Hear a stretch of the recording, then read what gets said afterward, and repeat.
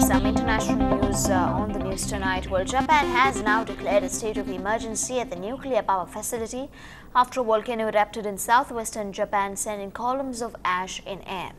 There are fears of a partial meltdown at two of Japan's nuclear reactors after yesterday's blast at one plant. According to Japanese government officials, while they cannot see inside the reactor to confirm whether there has indeed been a meltdown, they are assuming that there has been one, and measures are being taken to address them. Officials have stressed that there are no indications yet of high levels of radiation in the environment.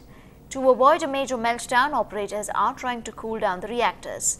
They have injected seawater into the reactor to reduce both temperature and pressure inside the reactor. Japanese officials say that radiation levels are not dangerous.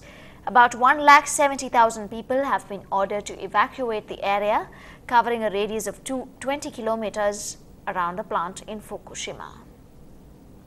So what exactly is a meltdown? It refers to a critical collapse of a nuclear power plant's fuel systems and its ability to manage its temperatures.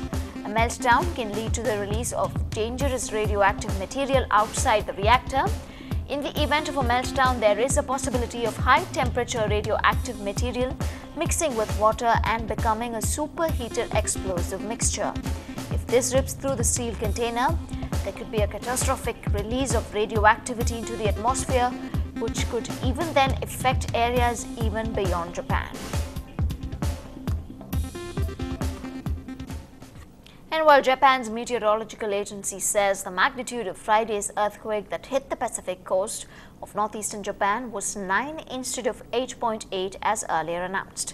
The agency made the correction this morning after analyzing seismic waves and other data. The magnitude is equivalent to that of the 2004 earthquake of Sumatra and Indonesia that triggered massive tsunamis in the Indian Ocean. At least 1,700 people are estimated to have died in the Japan disaster, and that number could rise. And as relief and rescue workers fan out across the areas ravaged by the tsunami, 4 trains are still missing in the Sendai region. A ship carrying 100 people is also reported to be missing. Yet the true scale of the destruction is not known, since washed out roads and shut airports have hindered access to the area. More than 2,15,000 people are living in temporary shelters. 6 million households and more than 10% of the total in Japan are without electricity.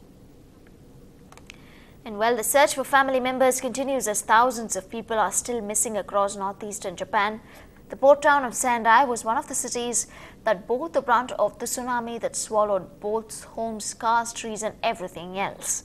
Smashed cars and small airplanes were jumbled up against buildings near the local airport, several kilometers away from the shore. Dozens of countries have offered help. Aid was barely begun to trickle into many areas.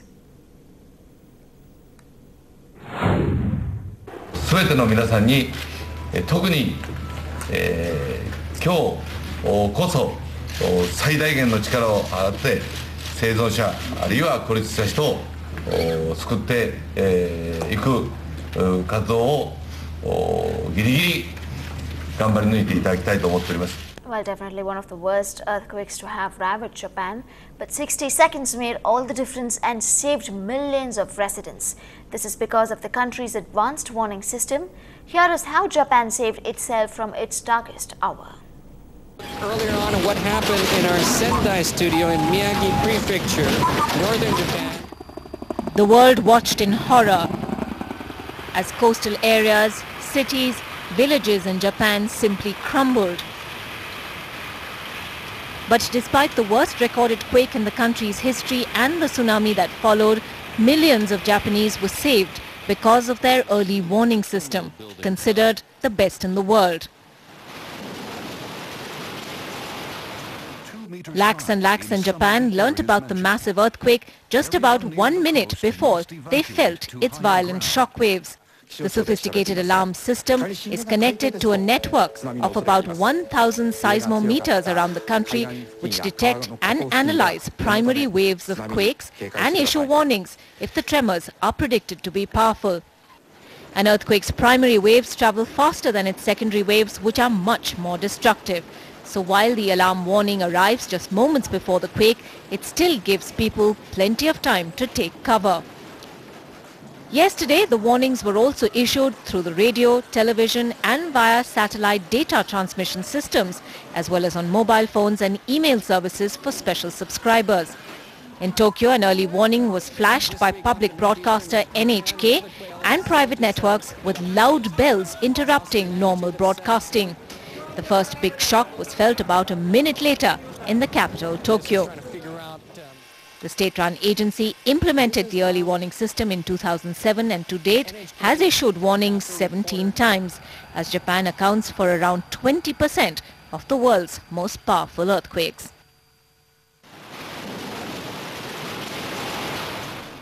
And back to news from India. Well, a day after a third-year engineering student was brutally killed while she was on her way to college, Nagpur cops are still clueless, trying to find leads because the local residents are not cooperating. Barely 24 hours after college student Monica Kirnapuri was stabbed to death in Nagpur, few eyewitnesses have come forward to help the police. Lack of public cooperation echoes the response to the Radhika Tanwar murder case in Delhi. Monica was murdered in broad daylight right outside her college.